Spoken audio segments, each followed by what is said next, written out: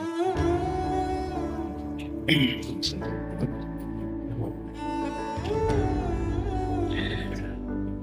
ఉదయకాలం ప్రభు దినాన అందరూ ఆయా స్థానిక సంఘాల్లో ప్రభువును ఆరాధించి తిరిగి మధ్యాహ్న వేళ స్థానిక సంఘ ఆహ్వానాన్ని మన్నించి వాక్యాన్ని ప్రేమించి ఆయన సన్నిధిని వచ్చి కూర్చున్న మీ అందరికీ, అనగా దైవ సేవకులు, పెద్దలు, అలాగే పరిశుద్ధులందరికీ నా హృదయపూర్వకమైన వందనాలు తెలియచేస్తూ ఉన్నాం.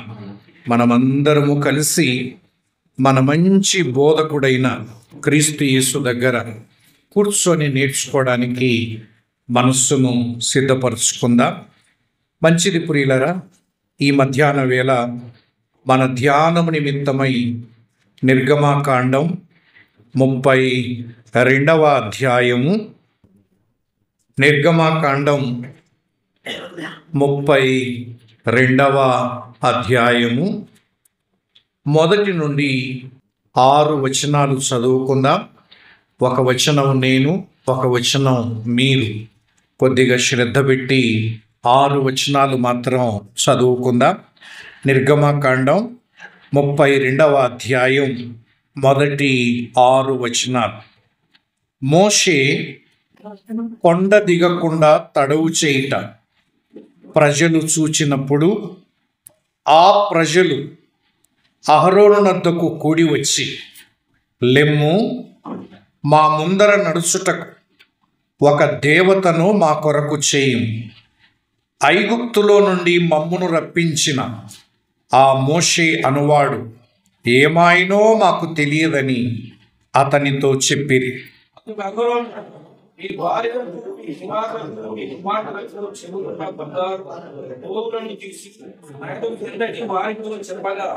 ప్రజలందరూ తమ చెవులనున్న బంగారు పోగులను తీసి అహరోను వద్దకు తెచ్చిరి.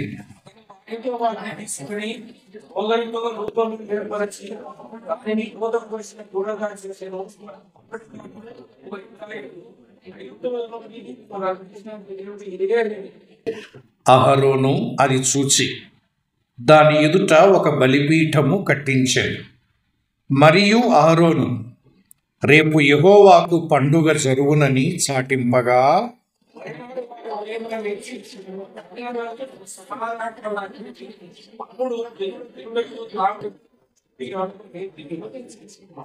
చిన్న మాట ప్రార్థన చేసుకుందాం.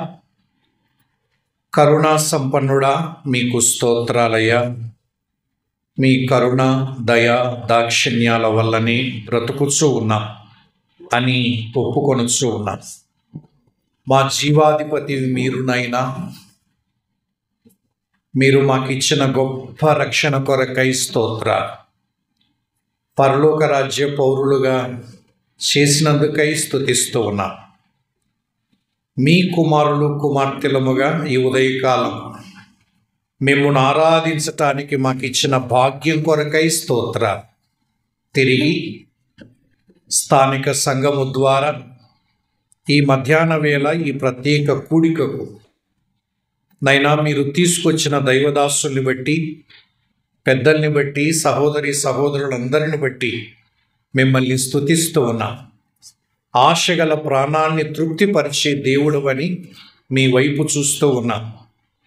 మా ఆశను మీరే తీర్చి మహిమ పొందమని, మీరే మాట్లాడమని, నిలువన నన్ను మరుగు చేసి మీ నామానికి ఘనత, మహిమ, వింటున్న మాకు క్షేమాన్ని అనుగ్రహించమని మా ప్రభువును, మా రక్షకుడైన, మా మంచి బోధకుడైన యేసు నామమున స్తుతించి అడిగి వేడుకొనుచున్నాము తండ్రి, ఆమేన్.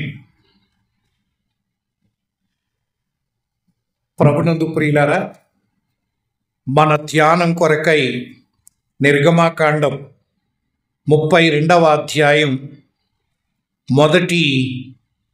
6 వచనాలు చదివాం.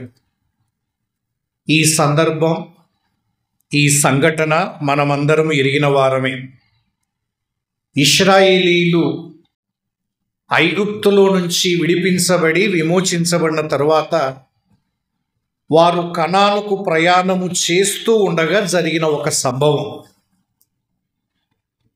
నిజమే, మనము కూడా యాత్రికులం, ప్రయాణికులం. క్రీస్తు నమ్ముకున్న మొదటి రోజు నుంచి మన ప్రయాణం మొదలయ్యింది. ఈ ప్రయాణ గమ్యం ప్రభువుతో ఉండిపోవడమే. పరలోక రాజ్యం చేరడమే ఈ ప్రయాణం యొక్క గమ్యం. అయితే ఆనాటి ఇశ్రాయేలీల ప్రయాణములో జరిగిన సంభవాన్ని ఆధారం చేసుకొని ఈ మధ్యాహ్న వేళ మనము కూడా ఒక 5 పాఠాలు ఈ భాగములో నేర్చుకోబోతున్నాం. ఒక 5 పాఠాలు మన ఆత్మీయ క్షేమం కొరకై. అయితే మొదటిగా ఒక ప్రశ్న. ఇది ఎప్పుడో కొన్ని వేల సంవత్సరాల క్రిందట జరిగిన సంఘటన. మరి ఇప్పుడెందుకు మనం దీన్ని ధ్యానం చెయ్యాలి అంటే ఒక 2 వచనాలు చదువుదాం చూడండి. ఇప్పుడెందుకు మనం ధ్యానం చెయ్యాలి అంటే రోమాపత్రిక 15వ అధ్యాయం 4వ వచనం. రోమాపత్రిక 15వ అధ్యాయం 4వ వచనం. ఏలయనగా ఓర్పు వలనను లేఖనముల వలని ఆదరణ వలన మనకు నిరీక్షణ కలుగుటకై పూర్వమందు వ్రాయబడినవన్నీ. బాగా వినండి. పూర్వమందు వ్రాయబడినవన్నీ మనకు బోధ కలుగు నిమిత్తం. పూర్వమందు వ్రాయబడినవి ఎందు నిమిత్తం రాయబడ్డాయో ఒక జవాబు మనకు దొరికింది. ఎందు నిమిత్తమట? మనకు బోధ కలుగు నిమిత్తం. అలాగే ఇంకొక మాట, అది 1 కొరింథీ పత్రికలో. ఆ మాట 10వ అధ్యాయం 11వ వచనం. 1 కొరింథీ పత్రిక 10వ అధ్యాయం 11వ వచనం. ఈ సంగతులు దృష్టాంతములుగా వారికి సంభవించి యుగాంతముందున్న మనకు బుద్ధి కలుగుటకై వ్రాయబడేది. బోధ కలుగుటకై అని రోమాపత్రిక, కొరింథీ పత్రికలో ఏం కలుగుటకై? బుద్ధి కలుగుటకై. అంటే ఈ ధ్యానం వల్ల బోధ అయినా కలగాలి, బుద్ధి అయినా రావాలి. అందుకోసమే పూర్వమందు వ్రాయబడిన సంగతులను మనము ధ్యానం చేస్తున్నాం. బోధ కలగడం అంటే ఏంటి? బుద్ధి కలగడం అంటే ఏంటి? బోధ అంటే దేవుని ఆజ్ఞలను ఉన్నదున్నట్టుగా తూచా తప్పకుండా పాటించడం. బుద్ధి అంటే ఒకరికి జరిగిన సంగతులను చూసి బుద్ధి తెచ్చుకోవడం. అర్థం చేసుకోవడానికి ఇలా చెప్తాను. ఒక టీచర్ క్లాస్ రూమ్లోకి ఎంటర్ అయితేనే ప్లీజ్ సైలెన్స్ అంటాడు. డైరెక్ట్గా ఒక ఇన్స్ట్రక్షన్ ఇచ్చినాడు, దయచేసి మాట్లాడొద్దండి అన్నాడు. దాదాపు సగం మంది పిల్లలు ఆ మాట విని మాట్లాడకుండా ఉన్నారు. కానీ ఇంకా కొంతమంది పిల్లలు అరుస్తున్నారనుకోండి, అప్పుడు ఏం చేస్తాడంటే ఒకరిని పిలిచి చెంపలు వాయిస్తాడు. మిగతా వాళ్ళంతా సైలెన్స్ అయిపోతారు. ఏం కనిపించింది? మొదట మాట్లాడొద్దు అని చెప్పిన మాట విని కొంతమంది సైలెన్స్ అయిపోయారు. కానీ మరికొద్ది మంది మాట్లాడుతూ ఉండగా ఒక్కరిని పిచ్చి కొడితే మిగతా వాళ్ళందరూ ఏం తెచ్చుకున్నారంటాం? బుద్ధి. అరే మన కథ కూడా ఇంతే కదా అని. కొన్ని సందర్భాల్లో చూచి బుద్ధి తెచ్చుకునే వాళ్ళు ఉంటారు. మన ముందు పోయేవాడు అరటి తొక్క మీద కాలు పెట్టి జారిపడ్డాడు అనుకోండి, వెనక పోయేవాడు కూడా మళ్ళీ అదే అరటి తొక్క మీద కాలు పెడితే వానికి ఏమి లేనట్టు తెలియదా? వాడు అరటి తొక్క మీద కాలు పెట్టినందుకు పడ్డాడు అని అర్థమైన తర్వాత మనం పక్కకు పోవాలి కదా. లేదు నేను మళ్ళీ అదే తొక్క మీద కాలు పెడతానంటే ఎవరేం చేయగలరు? అందువల్ల బుద్ధి కలుగుటకై, బోధ కలుగుటకై. కాబట్టి బుద్ధి తెచ్చుకుంటాం, బోధ కలుగుతుంది. సో ఇప్పుడు నిర్గమాకాండం 32వ అధ్యాయంలోని సంభవం ఎవరి జీవితాల్లో జరిగింది అంటే విమోచించబడిన వారి జీవితంలో జరిగిన సంఘటన. విమోచించబడిన వారి జీవితం, విమోచించబడిన వారు, విడిపించబడిన వారు, వారి జీవితాల్లో జరిగిన ఒక సంభవం. మనం కూడా విమోచించబడిన వారమే. ఆనాటి వారికి మనకు పోలిక సరిపోతుంది. మనం కూడా విమోచించబడిన వారు. ఇక్కడ కూర్చున్న వారిలో చాలామంది, అందరూ కూడా విమోచించబడిన వారే. అయితే ఇంకా కొద్దిమంది అయినా విమోచించబడని వారు ఉన్నారేమో. అసలుకు విమోచన అంటే ఏంటో ఒక్క వచనం చదివి వద్దాం. ఆ ఎఫెసీ పత్రికలో ఈ భాగాన్ని ఇలాగే పెట్టుకోండి. ఎఫెసీ పత్రిక 1వ అధ్యాయం. పౌలు ఎఫెసీ పత్రిక రాస్తూ 1వ అధ్యాయం 7వ వచనాన్ని చదువుదాం. దేవుని కృపా మహదైశ్వర్యమును బట్టి ఆ ప్రియుని యందు ఆయన రక్తము వలన మనకు విమోచనము అనగా మన అపరాధములకు క్షమాపణ, మనకు విమోచన. అంటే ఒకవేళ ఆ పదం పెద్దదనుకోండి, విడుదల, అది కూడా ఎవరైనా అడిగినారనుకోండి, ఏంటి మీరు విమోచించబడిన వారు అంటే, పౌలు ఒక చక్కటి అర్థం చెప్తున్నాడు. విమోచనము అనగా అపరాధములకు క్షమాపణ పొందినవారు. అపరాధములకు క్షమాపణ పొందడమే విమోచించబడ్డం. ఒకవేళ క్షమాపణ పొందకపోతే అపరాధానికి ఏముంటుంది? తప్పుకు ఏముంటుంది? శిక్ష ఉంటుంది. ఇది అందరికి అర్థమైనది. అపరాధములకు క్షమాపణ పొందకపోతే అపరాధములకు శిక్ష అనుభవించాలి. బైబిల్ ప్రకారం అపరాధమన్నా, అతిక్రమమన్నా, పాపమన్నా ఒకటే. పాపానికి విధించబడిన శిక్ష, పాపం వల్ల వచ్చు జీతం మరణం. అది అగ్నిగుండం, నరకం.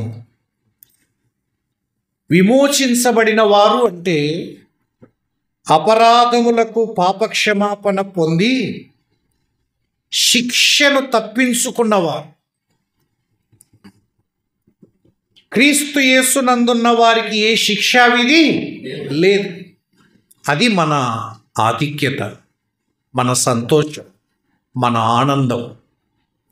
నరక శిక్షను తప్పించుకున్నవారు, పాతాళములో నుండి విడిపించబడిన వారు క్రీస్తు యేసునందు ఉంటే అపరాధములకు క్షమాపణ. ఈ భూలోకంలో అపరాధములను క్షమించే అధికారం ఒక్కరికి మాత్రమే ఉంది. భూమి మీద మనుష్య కుమారునికి తప్ప అపరాధములను క్షమించే అధికారం ఎవరికీ. ఆనాడు శాస్త్రులు, పరిచయులు అన్నారు, ఒక పక్షవాయువు గల వానిని తీసుకొని వస్తే నీకు స్వస్థత కలుగునుగాక అనడానికి బదులుగా ముందుగా నీ పాపములు క్షమించబడ్డాయి అన్నాడు. వెంటనే శాస్త్రులు మనసులు అనుకున్నారు, ఈ పని దేవుడు తప్ప ఎవరు చేయలేరే. పాపాలను క్షమించడం అన్నది దేవుడు తప్ప ఎవరు చేయలేరే. ఇతడు ఎందుకు ఈలాగు చెప్పుచున్నాడు అన్నాడు.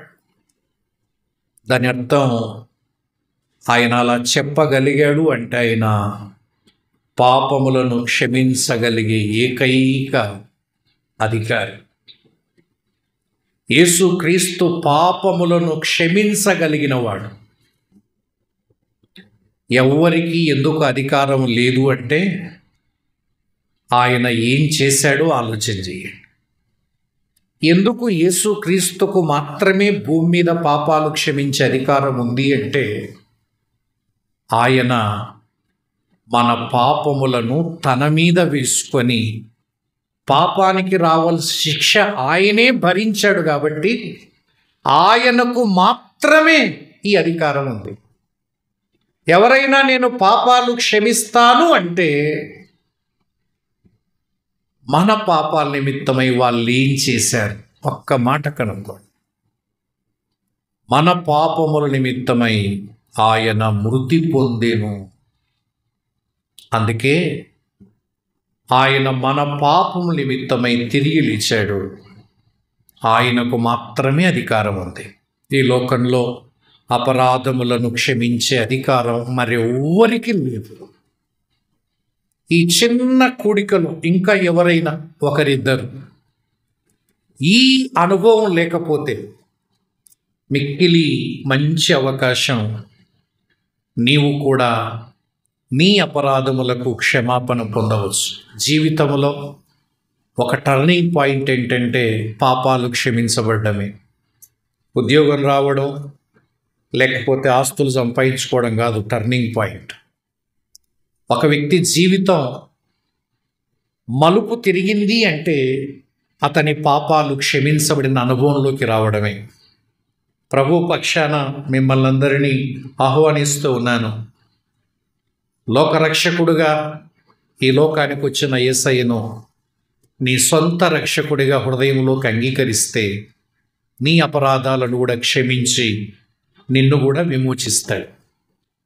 కాబట్టి విమోచించబడిన వారి జీవితాల్లో జరిగిన సంభవాన్ని మనం చదివాం. రండి, మొదటి పాఠం నిర్గమాకాండం 32వ అధ్యాయం మొదటి వచనం చూద్దాం. మొదటి వచనం నిర్గమాకాండం 32వ అధ్యాయం మొదటి వచనం. మోషే కొండ దిగకుండా ప్రజలు చూచినప్పుడు ఈ ప్రజలు అహరోనునొద్దకు కూడి వచ్చి ఆ ప్రజలు అహరోనునొద్దకు కూడి వచ్చి లెమ్ము మా ముందర నడుచుటకు దేవతను మా కొరకు చేయి, ఒక దేవతను మా కొరకు చాలు.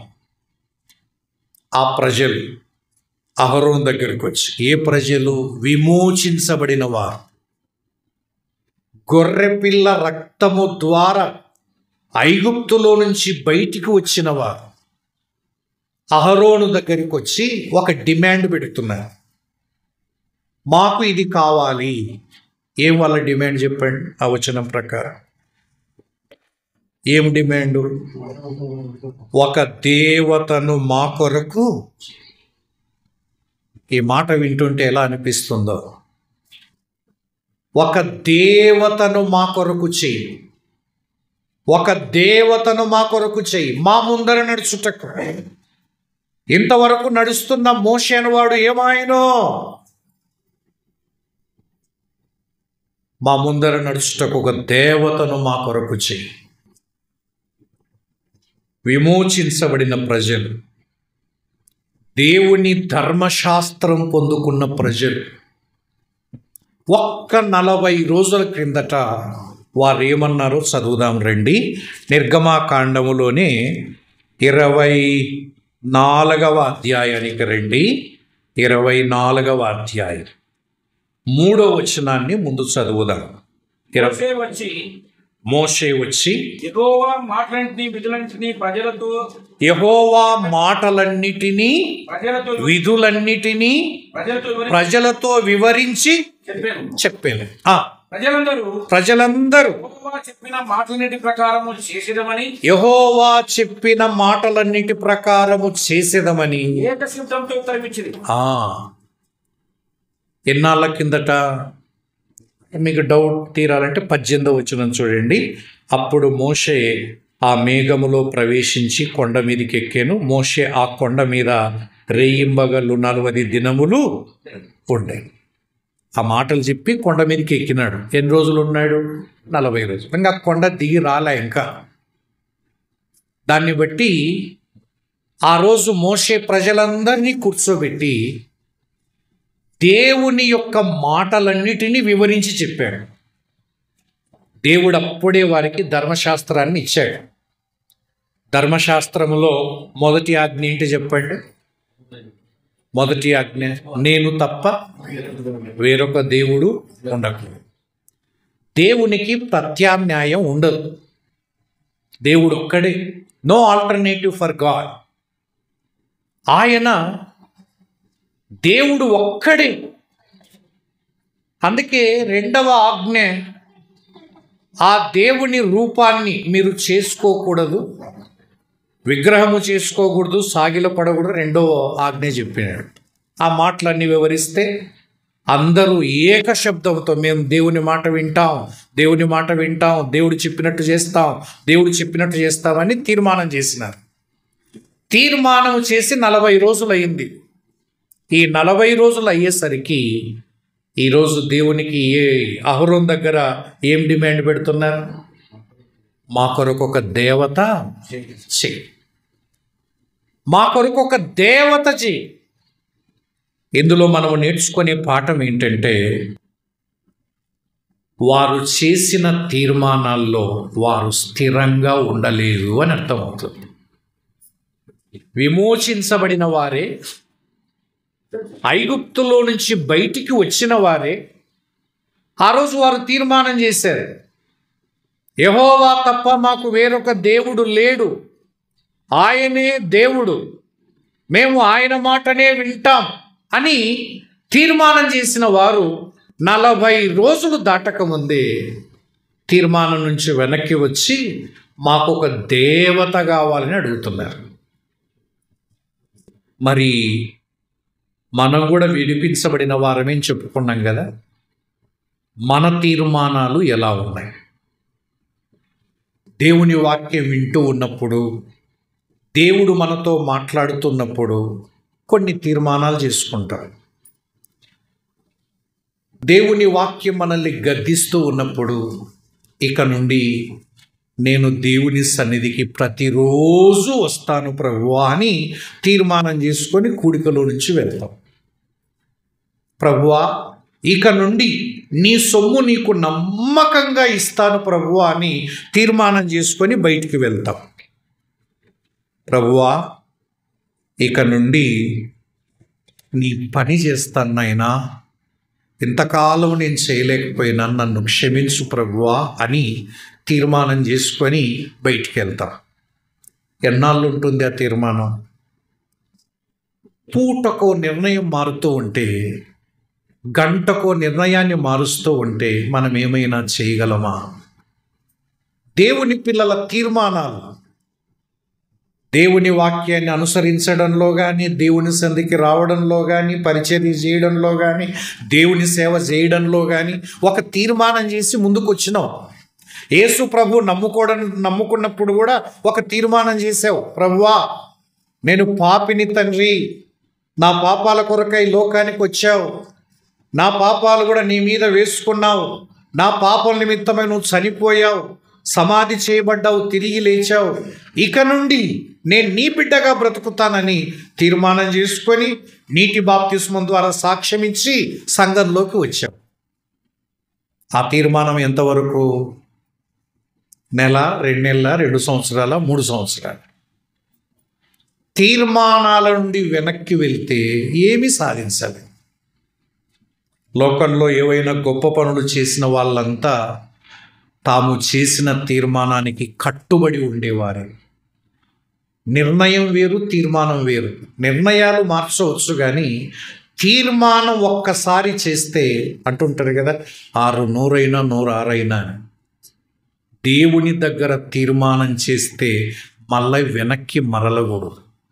అటువంటి వారి జీవితాల్లో ఏవైనా గొప్ప కార్యాలు చేస్తారు. బైబిల్ గ్రంథంలో ఎంతోమంది అట్లా తీర్మానాలు చేసిన వారు ఉన్నారు. నయోమి మోయాబు దేశము నుండి బెత్లెహేముకు తిరిగి వచ్చేటప్పుడు 2 కోడళ్ళు అడుగు బయట పెట్టినారు నయోమితో పాటు రావాలని. కానీ నయోమి ఒక సలహా చెప్పింది, అమ్మా నా వెంట వచ్చి ఏం చేస్తారు? నాకు భర్త లేడు, పోనీ కుమారులు లేరు, నాకున్నదంతా పోయింది, రిక్తురాలను అయిపోయినాను, కాబట్టి నా వెంట వచ్చి ఏం చేస్తారు? దయచేసి మీరు మీ తల్లిదండ్రుల జన్మభూమికి వెళ్ళిపోండి, మళ్ళీ పెళ్లి చేసుకోండి, సుఖంగా ఉండండి అని ఒక సలహా చెప్పింది. సలహా చెప్తే ఓర్ప 2 అడుగులు అత్తతో పాటు వేసి తన యొక్క నిర్ణయాన్ని మార్చుకొని అత్తను ముద్దు పెట్టుకొని తిరిగి వెళ్ళిపోయింది. అప్పుడు రూతును చూసి నయోమి అనింది, అమ్మా నీ తోడి కోడలు వెళ్తుంది కదా, నీవు కూడా వెళ్ళిపో అని చెప్పింది. అప్పుడు రూత్ అనింది, అత్త, ఒక మాట, నేను నీతో పాటు వస్తానని తీర్మానం చేసుకున్నాను. ఎందుకంటే నాకు నీ దేవుడు ఎవరో నాకు బాగా నచ్చాడు. నన్ను మా అమ్మను మరిపించేటట్టు చూసుకున్నావు. మా దేశంలో ఎంతోమంది అత్తగారు ఉన్నారు, కానీ ఏ అత్త నీలాగా లేదు. అందుకే మా అమ్మ దగ్గర ఉండేదానికంటే నీ దగ్గర ఉండడమే నాకు మేలు అనిపిస్తుంది. కారణం, నువ్వు నమ్ముకున్న దేవుడే ఇలా ప్రవర్తించటానికి కారణమయ్యాడు. అందుకే ఆ దేవుడు నాకు కావాలి. నేను మనసులో తీర్మానం చేసుకున్నాను, నీ దేవుడే నా దేవుడు. నేను ఈరోజు తీర్మానం చేసుకున్నాను అత్త, నీ దేవుడు ఎంత గొప్పవాడో నీ ప్రవర్తన చూస్తే నాకు అర్థమైంది. కన్న తల్లిని మరిపించేటట్టు చేసింది నయోమి. దయచేసి నా వెంబడి రావద్దని ఎప్పుడు అనొద్దు. ఇక నేను నువ్వు ఒకటే. మనం వేరు కావాలి అంటే మరణం ఒకటే కారణం. అప్పుడు నయోమి గ్రహించింది ఏమని, రూతు తనతో పాటు రావడానికి మనస్సు కుదిరిందని గుర్తించి ఇంకా ఏం రెండో మాట మాట్లాడలే. ఆ తీర్మానం ప్రకారం బెత్లెహేముకు వచ్చింది. బెత్లెహేముకు వస్తే ఆ రూతు యొక్క జీవితం ఎలా మారిందో మనం అందరం ఎరుగుదు. విధవరాలుగా, పేదరాలుగా, పరదేశురాలుగా బెత్లెహేములో అడుగుపెట్టింది. కానీ ఒకరోజు పెద్ద వివాహం జరుగుతూ ఉంది. బలవంతుడైన బోయజు, భక్తిపరుడైన బోయజు, ఆస్తిపరుడైన బోయజు, ఆ దేశములోనే గొప్ప స్థానంలో ఉండే బోయజు వివాహం జరుగుతుంది. అందరూ ఆశ్చర్యపోతున్నారు, ఎవరికి దక్కింది ఆ భాగ్యం? బోయజును పెళ్లి చేసుకునే భాగ్యం ఎవరికి దక్కింది? ఎంతోమంది కలలు కని ఉంటారు, ఇటువంటి వాడు నా భర్త అయితే ఎంత బాగుంటుంది, భక్తిపరుడు, ఐశ్వర్యవంతుడు, ఇన్ని రకాల యోగ్యతలు కలిగిన వాడు.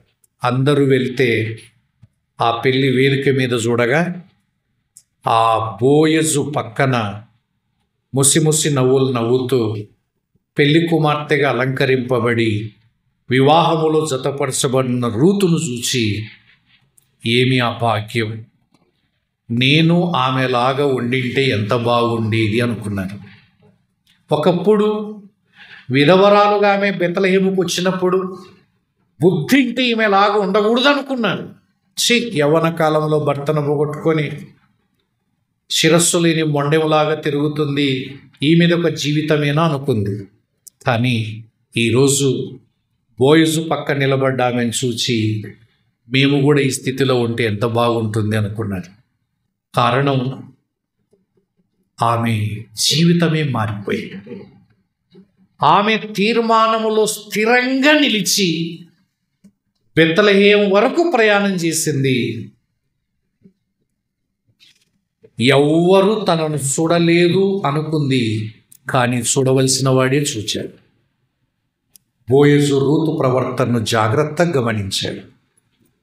సత్ప్రవర్తన కలిగిన బిడ్డ కొద్దివారిని కానీ గొప్పవారిని కానీ యవనస్తులను కానీ వెంబడించక తన పనేదో తాను చూసుకొని వెళ్ళేది. తాను దేవుణ్ణి నమ్ముకున్న తర్వాత తన ప్రవర్తన బోయజును ఆకర్షించింది. ఎవరిచ్చిన్నది? చాలా గమనిస్తూ ఉన్నాను, అటు చూడదు ఇటు చూడదు, తన పనేదో తను చూసుకుంటుంది అని ఎంక్వైరీ చేసి ఆ సత్ప్రవర్తన తనను ఆకర్షించింది. ఒక విధవరాలు వధువుగా మారింది, ఒక పేదరాలు ధనికురాలుగా మారింది, ఒక పరదేశీ స్వదేశిగా మారిపోయింది. ఒకప్పుడు సంతులేని స్త్రీ ఇప్పుడు పండంటి బాబును చేతిలో పట్టుకొని ఆనందముతో ఉంటే ఆశ్చర్యం అనిపించడం లేదా? మోడుబారిన చెట్టు పచ్చని చెట్టు వలె మార్పు చెందడానికి కారణం ఆమె దేవుని పట్ల తీసుకున్న తీర్మానములో వెనక్కి జరగలేదు. మరి మన సంగతి ఏంటి? ఎన్నో తీర్మానాలు చేస్తూ ఉన్నాం. కొంచెము కష్టమయ్యేసరికి, కొంచెం ఇబ్బంది కలిగేసరికి ఆ తీర్మానాన్ని గాలికి వదిలేసి మనం ఏమి సాధించగలం? ఏ తీర్మానంలో ఉన్నాం కాబట్టి ఒక వచనం చదవండి. 119వ కీర్తన 112వ వచనం. 119వ కీర్తన 112వ వచనం. 119. కట్టడలను వైకొనుటకు నీ కట్టడలను గైకొనుటకు లోపరుచుకుని ఉన్నాను. నా హృదయమును లోపరుచుకొని ఉన్నాను. తుదవరకు నిలుచు ఇది తుద వరకు నిలుచు. ఇది తుద వరకు నిలిచే నిత్య నిర్ణయం. ఏ నిర్ణయం అంటది? ఏ నిర్ణయం అంటే నీ కట్టడలను గైకొనుటకు నా హృదయమును లోబరుచుకున్నాను. దేవుని కట్టడలు. కీర్తనాకారుడు ఒక నిర్ణయం తీసుకున్నాడు. దేవా, నా జీవిత కాలం అంతా నీ కట్టడలకు లోబడతాను. నా జీవితంలో లోబడతాను, నా కుటుంబములో లోబడతాను, నా కుటుంబములో నీ కట్టడలకు చోటిస్తాను, నా జీవితంలో నీ కట్టడలకు చోటిస్తాను. నీ కట్టడలను దాటి నేను వెళ్ళను. ఇది నిత్య నిర్ణయం. ఒకరోజు, 2 రోజులు, సంవత్సరం కాదు, నా బతికినంత కాలం ఇట్లాంటి నిర్ణయాలు ఉన్నాయా? మన జీవితంలో దేవుని కట్టడలకు చోటు ఉందా? మనుషుల కట్టడలను మాత్రం తూచా తప్పకుండా పాటిస్తాం. మనుషుల కట్టడలను అప్పుడప్పుడు బస్టాండ్లో గారడీవాడు గారడీ చేస్తూ ఉంటాడు కదా. గారడీ చేస్తూ ఉంటే ఒక దిక్కు పాము బుట్ట పెట్టుకుంటాడు, ఒక దిక్కు ముంగీసని పెట్టింటాడు. ఇప్పుడు పాము ముంగీస ఫైటింగ్ చూపిస్తూ ఉంటాడు. మనం ప్రత్యక్షంగా ఎన్నడూ చూడలే అని ఊకొండతలు ఉండకుండా ఆడిపోయి నిలబడతారు. వాడు పామును ఒకసారి తీస్తాడు, మళ్ళీ బుట్టలో పెడతాడు, ముంగీసను ఒకసారి. పెట్టింది లేదు, అయ్యింది లేదు. కానీ మధ్యలో ఏం చేస్తాడో తెలిసిన, ఒక పాపను పడుకోబెడతాడు, రక్తం కక్కేటట్టు చేస్తాడు, పైన బెడ్షీట్ వేస్తాడు. ఆట కట్టు మీద నడుస్తుంది. కట్టు దాటి వెళ్ళారంటే రక్తం కక్కి గిలగిల వస్తారు అంటారు. అయిపోయారు. అవతల బస్సు పోతానే, ఎవరే బస్సు పోతుంటే పోనీలేరా లాస్ట్ బస్సు పోదాం అంటే ఈ కట్టు దాటి వెళ్తే ఏమవుతుందో భయం కదా. మళ్ళీ బస్సు పోదానులే. దేవుని కట్టడకింత విలువ ఉందా? మనుషుల కట్టడలకింత భయపడతావే, దేవుని కట్టడలను దాటి వెళ్ళడానికి ఎంత ధైర్యం? అందువల్ల దేవుని పిల్లలు ఒక్కసారి తీర్మానం చేసుకుంటే ప్రాణమైన పోవాలి, కానీ తీర్మానం మాత్రం మారకూడదు.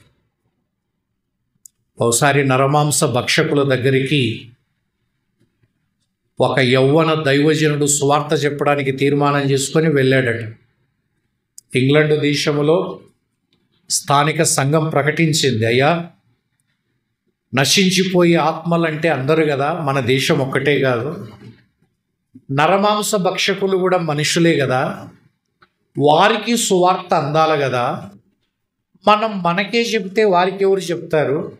మరి నరమాంస భక్షకుల దగ్గరికి ఎవరు వెళ్ళడం లేదు, ఎందుకంటే వారు మనుషుల్ని తింటారు కాబట్టి. మీలో ఎవరైనా ప్రేరేపించబడి దేవుడు మీ హృదయాల్ని ప్రేరేపిస్తే, మీరు తీర్మానించుకుంటే, మీరు విషయం చెప్తే సంఘం ప్రార్థన చేసి వారి మధ్యకు పంపుతుంది. దయచేసి బాగా ఆలోచన చేయండి అని 2-3 ఆదివారాలు ప్రకటన చేశారు. ఒక యవనస్తుడు పెళ్ళై 4 సంవత్సరాలు అయింది, 2 చిన్న బిడ్డలు, మగపిల్లలు.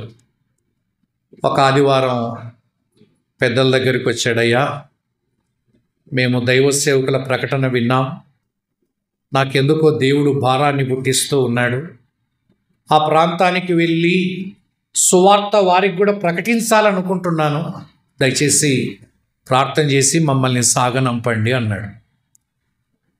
ప్రకటన చేసిన దైవ సేవకుడు అన్నాడు, బాబు, మేము అడిగింది నీలాంటి యవనస్తులను కాదు, నీకు పెళ్ళయ్యి 4 ఏళ్ళు కూడా కాలేదు, 2 చిన్న పిల్లలు ఉన్నారు, దయచేసి ఏం జరుగుతుందో మాకు తెలుసు, ఏదన్నా పెద్దవారు వెళ్తారేమో అనుకున్నా, మీలాంటి వాళ్ళను మేము పంపడానికి ఇష్టపడం అన్నారు. బాగా ఆలోచన చేసుకో అన్నాడు.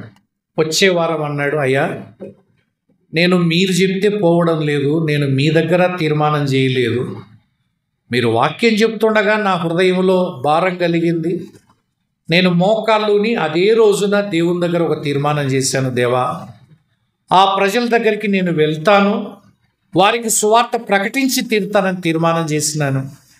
మరి ఆ రోజు నేను తీర్మానం చేసి ఈరోజు వెళ్ళకుండా ఉంటే భావ్యమా అని అడిగాడు. కానీ మేము పంపడం లేదండి, యవనస్తురాలైన భార్య 2 పిల్లల్ని చూస్తూ ఎలా పంపగలవా? లేదండి, నేను దేవుని దగ్గర తీర్మానం చేసుకున్నాను, వెనక్కి రాలేను అన్నాడు. ఎంత చెప్పినా వినడం లేదు. చివరికి అందరూ కన్నీళ్లతో ప్రార్థన చేసి సాగనంపారు. ఎందుకంటే వాళ్ళు నరరూప రాక్షసులు, నరమాంస భక్షకులు, తెలుసు ఏం జరుగుతుందో. వెళ్ళాడు, ఒక చిన్న గుడిసెలో దిగారు. ఆ భార్యను తర్వాత 2 పిల్లలను వదిలిపెట్టి బైబిల్ తీసుకున్నాడు. భార్యకు ముందే చెప్పాడు, నేను వెళ్తున్నాను, మళ్ళీ తిరిగి వస్తానో రానో తెలియదు, దేవుని దగ్గర చేసిన తీర్మానాన్ని బట్టి వెళ్తూ ఉన్నాను, పిల్లలు జాగ్రత్త అని చెప్పి వెళ్ళాడు. అలా వెళ్ళి కొంచెం ప్రకటించాడో లేదో అనాగరికమైన ప్రజలు అతన్ని పట్టుకున్నారు. పట్టుకొని ఆ ప్రజల నాయకుడు ఉంటాడు కదా, ఆయన దగ్గర తీసుకొని వెళ్ళినాడు. తీసుకొని వెళ్తే, ఏమి ఇక్కడికి వచ్చావంటే, మీ కొరకు ప్రాణం పెట్టి సమాధి చేయబడి తిరిగి లేచిన యేసయ్యను గురించి చెప్పడానికి మీ దగ్గరికి వచ్చాను అన్నాడు.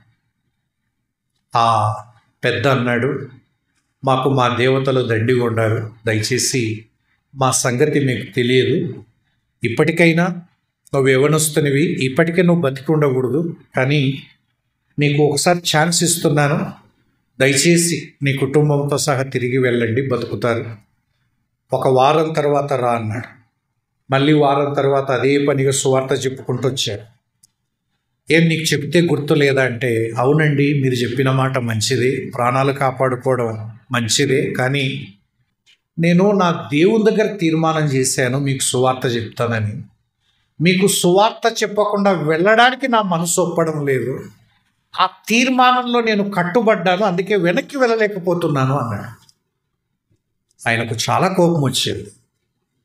వచ్చి ఆయన భార్యను 2 కొడుకులను తీసుకొని వచ్చాడు. 2 కొడుకులు తీసుకొని వచ్చి పెద్ద కొడుకుని ఎదురుగా నిలబెట్టి అందరూ చూస్తుండగా బాణాలు వేసి చంపాడట. ఆ రక్తంలో గిలగిల కొట్టుకుంటూ ఉంటే, ఇప్పటికై నిర్ణయం మార్చుకో, ఒక కొడుకు భార్యతోన్నా వెనక్కి వెళ్తావన్నాడు. అప్పుడు కొడుకు చూసి ఏడుస్తూ ఉన్నాడు, అయ్యా నా కొడుకు అంటే ప్రాణం, వాడంటే నేను ఎంతో ఇష్టపడతాను, కానీ నా దేవుని దగ్గర నేను తీర్మానం చేసి వచ్చాను కదా, ఎట్లా వెనక్కి వెళ్తాను మీకు సువార్త చెప్పకుండా? నువ్వు మారవు ఇట్లయితే అని 2వ కొడుకు మీద బాణాలు విసిరి చంపేశాడు. 2 శవాలు కనపడుతూ ఉండగా, ఇప్పటికై నిర్ణయం మార్చుకో, నువ్వు నీ భార్య అయినా బతుకుతారు, దయచేసి వెళ్ళిపోండి అన్న.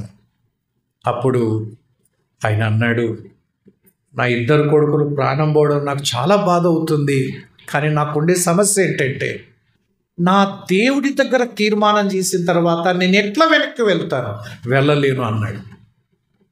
వెంటనే ఆయన భార్యను చంపేశారు కళ్ళ ముందుగానే. చివరి అవకాశం, తిరిగి వెళ్తావా వెళ్ళవా అంటే, లేదు నా దేవుని దగ్గర ఒప్పుకున్నాను, మీకు సువార్త చెప్తానని, వెనక్కి వెళ్ళలేను అని అంటుండగానే బాణాలు అతని మీదకి వచ్చాయి. అతడు కూడా కుప్పగూలేడు. కూలుతూ ఈ పాట రాశాడట ఇంగ్లీష్లో, ఆయన పేరు మర్చిపోయినా కానీ ఆ పాట, I have decided to follow Jesus, no turning back, no turning back. ఒక్కసారి నా దేవుణ్ణి వెంబడించాలని తీర్మానించుకున్నాక వెనక్కి తిరిగే సమస్యనే లేదు అని అక్కడే కుప్పగొలిపోయాడు, చనిపోయినాడు.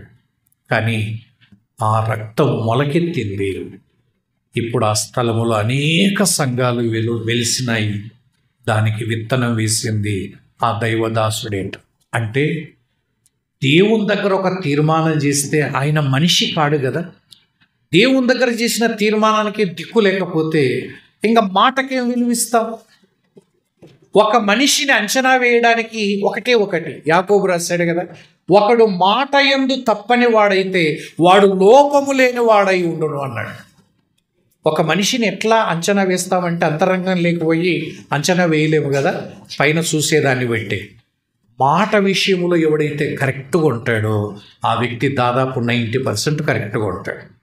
మాట యందు తప్పేవాడు ఏ విషయంలో కూడా కరెక్ట్గా ఉంటాడు. మరి దేవుని దగ్గర ఇచ్చిన మాట, మొదటి పాఠం, పితరులు తీర్మానం చేశారు, యెహోవా తప్ప మాకు ఏ దేవుడు లేడని. 40 రోజులు తిరగకముందే మాకు దేవత కావాలి, మాకు దేవత కావాలి. మన తీర్మానాల్లో స్థిరంగా ఉందాం. రెండవ పాఠం రండి, మళ్ళీ 32వ అధ్యాయం మొదటి వచనమే చదువుదామా? మొదటి వచనం. మోషే కొండ దిగకుండా తడవు చేయట ప్రజలు చూచినప్పుడు చాలు. ఏం చూసి నిర్ణయానికి వచ్చినారు చెప్పండి? మోషే కొండ దిగుట. తడవు చేయట అంటే అర్థం ఏంటి? ఆలస్యం.